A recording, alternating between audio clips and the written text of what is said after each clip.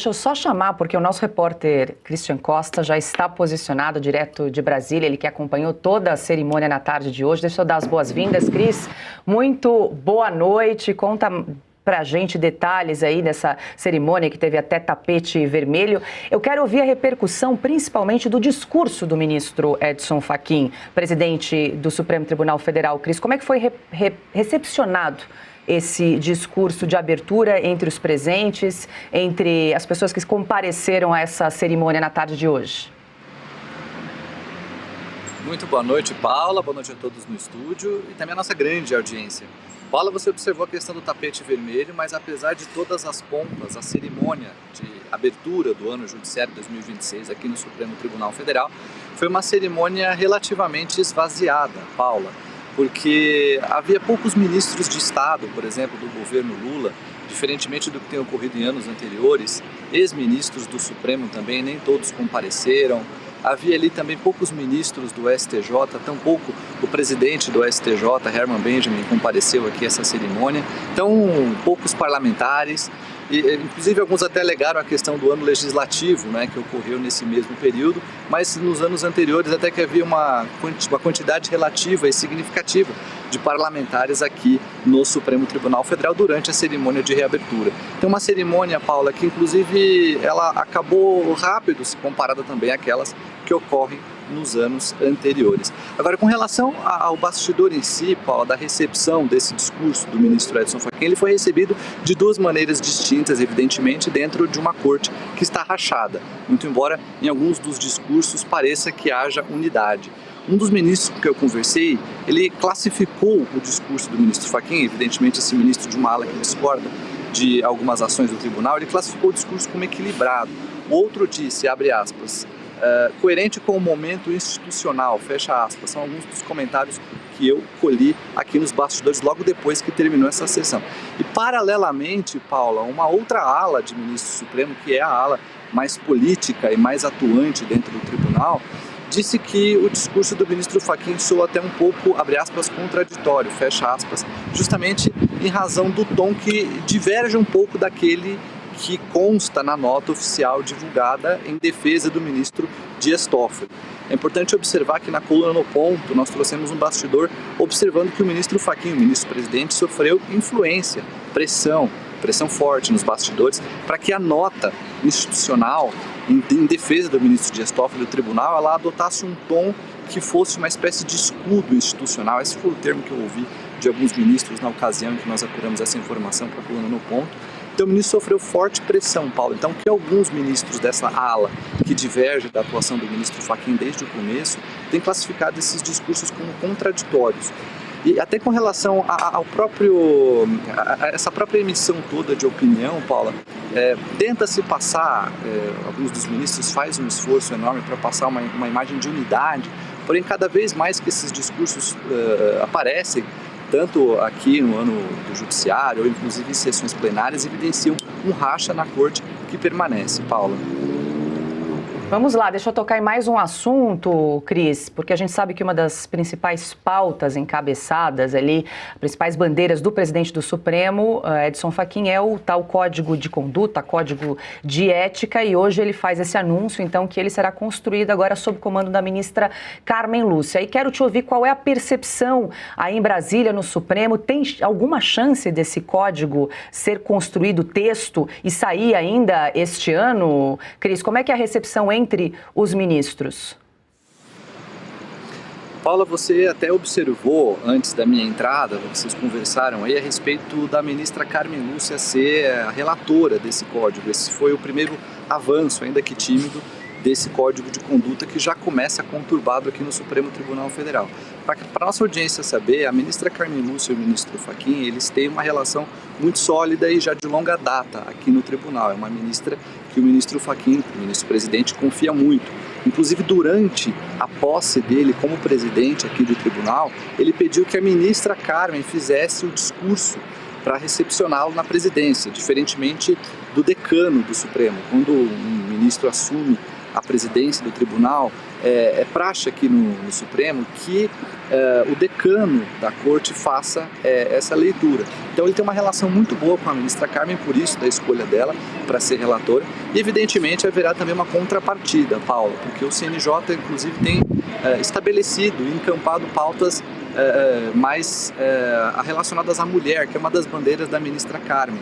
Inclusive algo que ela trouxe para o TSE durante a sua presidência, questão de cotas de gênero, pautas que focalizem mais nas mulheres. Então, é uma relação que eles têm mais sólida, institucional, e também haverá, evidentemente, essa contrapartida. Com relação à aprovação ou não, Paula, desse código de conduta, os ministros estão um pouco céticos com relação ao andamento dessa proposta.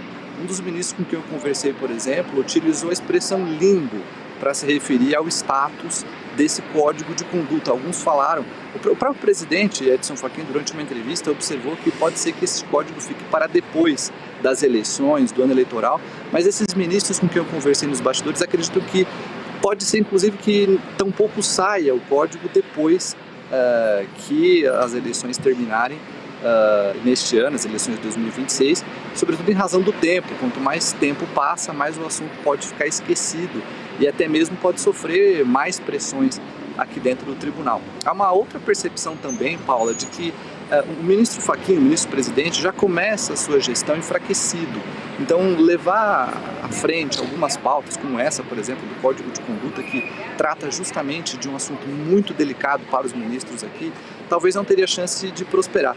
Lembrando que o ministro Fachin está no comando do Supremo Tribunal Federal faz pouco mais de 4 meses. E ele já começa a sua gestão enfrentando problemas na sua própria casa, no próprio tribunal. Então a percepção dos ministros é de que esse código muito provavelmente não prospere. Agora, Paula, como tudo no Brasil acontece um dia de cada vez, a gente pode saber que esse código talvez tenha um destino diferente. Agora, os ministros estão bem céticos com relação a isso, Paula. Claro, Cris, a gente vai acompanhando dia a dia e contamos com você. Deixa eu agradecer, uma boa noite, bom trabalho e até uma próxima, Cris. Obrigado, Paula. Boa noite a todos e, claro, a nossa grande audiência. Vamos lá, Piotr, vamos repercutir um pouquinho dessas informações que o Christian Costa nos trouxe, nada como o olhar do repórter, né, que esteve presente nessa cerimônia, e um fato que chama bastante atenção quando ele descreve ali uma cerimônia esvaziada, com poucos parlamentares, com poucas autoridades. Nós vimos ali em dado momento, inclusive, o ex-ministro do Supremo, Luiz Roberto Barroso, prestigiando a cerimônia, mas ele traz essa percepção dele realmente de uma cerimônia sem muitas autoridades para prestigiar esse começo de ano. Piotr. Vamos olhar para uns sinais. Eu vou insistir na minha tese que sim, destoa um pouco da análise, mas eu vou explicar o porquê. É um outro momento, a gente está vivendo um outro momento. Eu sei que é pouco, eu sei que o Supremo vai fazer o possível para não sair do pedestal de dono do país. Eu tenho plena convicção disso e eu corro o risco de dizer que talvez não vá acontecer grandes coisas. Só que, vamos comparar o Supremo de hoje com o Supremo de um tempo atrás. Hoje ele está fragilizado, ontem não estava. Quando saiu a primeira denúncia da Vaza Toga, você lembra da primeira onda da Lava Toga? Aquilo era estrondoso, era um horror aquilo. Ministro se interferindo em formulação de prova de um tribunal para o outro. O caso do ministro Alexandre de Moraes. Qual foi a reação do Barroso? Ele falou, nada daquilo pareceu um problema para mim. O Supremo estava no momento em que ele mandava de vez no Brasil. Agora, se eu pegar pelas frases, sim, é muito pouco. Mas eu preciso que o Supremo saia um pouco dessa pretensão de dono do Brasil para ver se as coisas melhoram. Aí vem lá o ministro Fachin. Do jeito dele de falar as coisas, a gente não pode esperar que o ministro Fachin vai gritar independência ou morte, tá? Não chegamos a isso. Esperar isso dele também seria muita ousadia da nossa parte. Construir confiança pública. Por que você fala isso? Porque eles não têm confiança pública, ele está reconhecendo. Do jeito dele, ele está reconhecendo. Os ministros respondem pelas escolhas que fazem. De quem ele está falando aqui? Está falando do Alexandre de Moraes, está falando do Toffoli. Óbvio que ele está falando. Vai citar textualmente? Não, a nota citou e foi um problema. E ele destoa da nota anterior, do que ele falou no discurso. Depois ele disse, sinalizar que o momento é outro. Claro que é outro. O Supremo não está mais na condição de dizer o que o país tem ou não tem que fazer. Isso vai mudar completamente o comportamento do Supremo? É difícil, porque eu tenho um grupo lá que vai bater e se rebater à vontade. Imaginar que o Gilmar Mendes não vai permanecer como se achando dono do Supremo e o Supremo dono do Brasil é quase impossível. Olha para a OAB, que deveria questionar, foi lá defender a candidatura do Messias. Bom, mas para que serve a OAB se não é para defender a lei? Não, foi defender a candidatura do Messias. Claro que as coisas ainda estão ruins, estão muito ruins ainda. Agora, eu já não tenho mais aquele Supremo que se achava dono do Brasil. Isso abre uma brecha em que pese o fato de ser pequena, do ponto de vista político, para se eu tiver algum sinal de vida de maioria no Senado, e eu dependo do Alcolumbre, e isso é uma tragédia no Brasil, de pelo menos ter um avanço na contenção do Supremo, com maior chance de dar certo, porque isso há 2 anos não ia acontecer nada. O Supremo mandava no Brasil e ninguém podia com ele. Veja só que nós sofremos de pressão aqui com o ministro Alexandre de Moraes sendo quase o xerife do Brasil. Hoje eu já não tenho isso. Hoje eu tenho alguns recursos, pequenos, táticos, mas... Então, se eu não entender que houve algum avanço, a gente volta a 2 anos atrás. 2 anos atrás, o Brasil estava na mão do Supremo e nada ia acontecer. Do jeito do Fachin, ele passou um recado que as coisas estão ruins. Aliás, como disse o próprio Christian, eu tenho uma corte dividida. Essa corte estava unida depois do 8 de janeiro e dane-se a lei, a Constituição, vamos condenar todo mundo e pôr todo mundo na cadeia. Mudaram-se algumas coisas. É pouco? É, mas para quem não tinha nada, pouco é muito, né? Diga, Augusto. Não, o Piotr está certo. O tom é outro. Sim. O clima é outro e só poderia ser assim. Quer dizer, eles estão, todo mundo está vendo os reizinhos nus. Pode usar essa toga aí do tamanho do mundo que não adianta. Você ter essa cerimônia, ninguém cita um negócio desses, mas estão presentes os fantasmas. Os fantasmas. Está ali o dono do Banco Master. Está ali o contrato da mulher do Alexandre de Moraes. O que não foi dito já mostra que as coisas mudaram.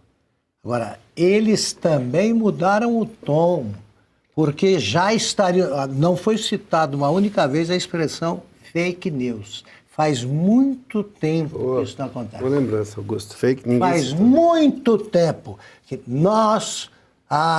preservamos a democracia brasileira ameaçada pelas fake news e tal.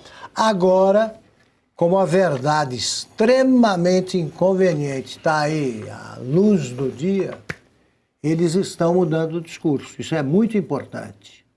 É muito importante, porque, repito, não será repetido deste ano o que houve na eleição de 22. Não será. Não será porque os reis estão nus e nós estamos enxergando. E isso não se resolve com o discurso de presidente da OAB que não defendeu os advogados em nenhum momento.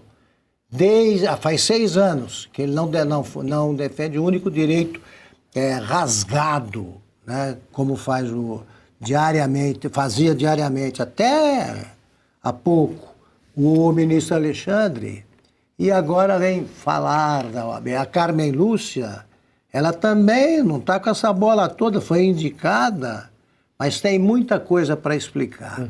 E ficaram quietos, compreensivelmente, os que têm que ou arrumar algum álibi ou confessar o que fizeram.